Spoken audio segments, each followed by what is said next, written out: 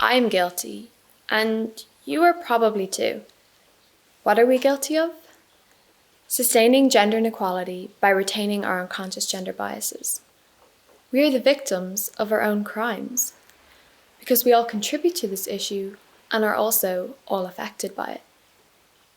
What are unconscious gender biases? These are prejudices or inclinations towards a gender. Have you ever listened to a friend talk about somebody else, and you assumed the gender of the individual in question, even though names or pronouns were not used? That's your unconscious gender bias speaking.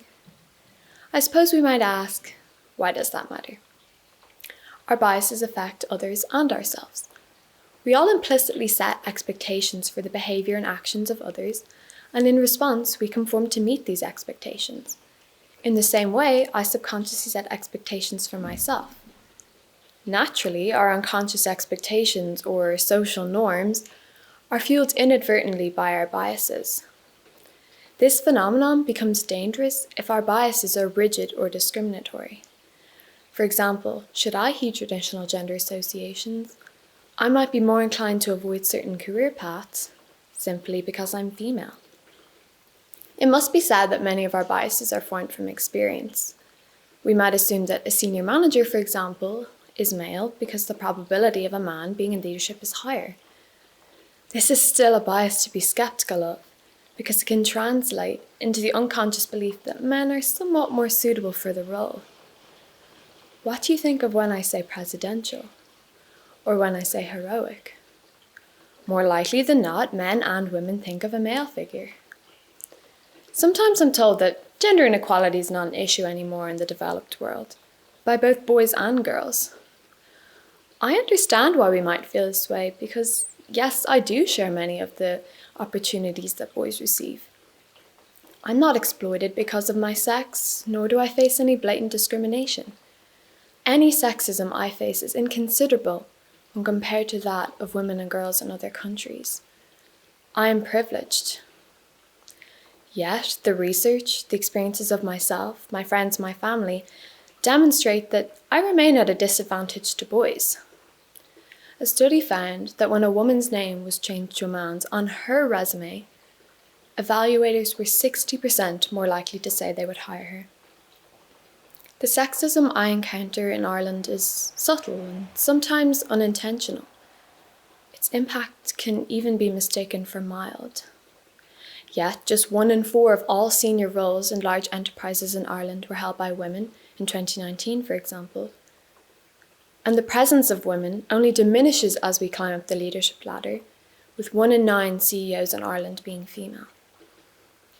At the core of these statistics are perceptions of men and women, their capabilities, their roles in work, at home, in life generally.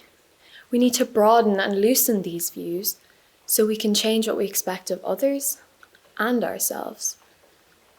Overcoming our unconscious gender biases follows that these statistics are altered not superficially, but fundamentally. Initially, I wondered whether it was even possible to have a gender-balanced world, given that we live in a world of subjectivity. However, we have to reject this argument because it insinuates a scary principle that progress is not possible. Additionally, we can recall prejudices and beliefs of the past that are no longer thought of. Once I realised gender biases and internalised sexism are perpetuating gender inequality, I set out to tackle my biases. The first step being awareness, acknowledging and accepting that I actually have unconscious gender biases. From an early age, we are taught that blue is for boys and pink is for girls. The boys are strong and girls are kind. We can't avoid inheriting these biases, but by being aware, we can challenge them. Once I began reflecting, spotting gender biases and their harmful manifestations became a really easy game of I Spy. There's a lot of awareness today about how the confidence of teenage girls plummets in adolescence. I realised I acted according to many traditionally feminine qualities. For example, I'm sometimes apologetic without reason. Why is it that when someone bumps into me, because they weren't looking where they were going, and they drop something, that after I pick it up for them, I say sorry? Why am I and my female friends always saying sorry? Sometimes I underestimate my achievements. We are trained to avoid appearing confident, and it becomes our nature. Girls are often directly or indirectly told to be smiley and polite. Why is that what girls are told to strive for? Why do we expect girls to smile more than boys? And why, if I don't smile all the time, am I likely to be perceived as a nasty, cold person? The emphasis on these characteristics and the lack on others encourages submission and discourages assertiveness. What do you think of when I say feminine characteristics? Sensitive, gentle, empathetic? Or when I say masculine characteristics? Strong, ambitious, confident? These characteristics are not unattractive, so why are they harmful? When I'm too gentle, I become submissive, or if a boy is too confident, he becomes dominant and egotistical.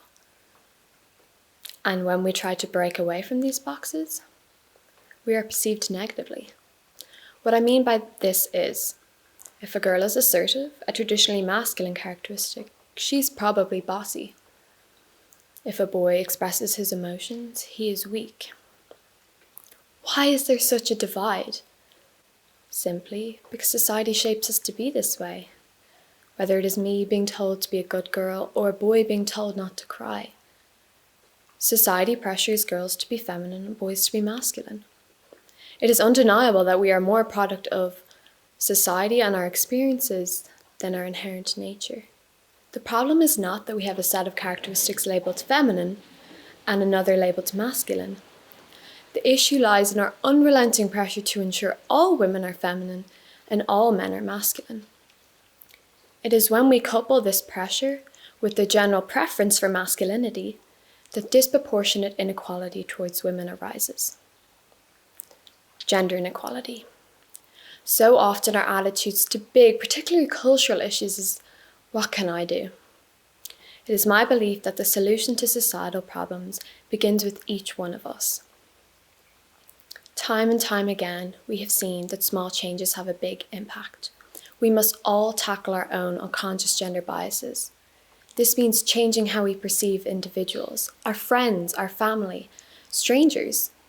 We need to ensure that we achieve our potential, not in accordance within societal boundaries of our sex, but within the bounds of our individual ability, and that we support others to do the same.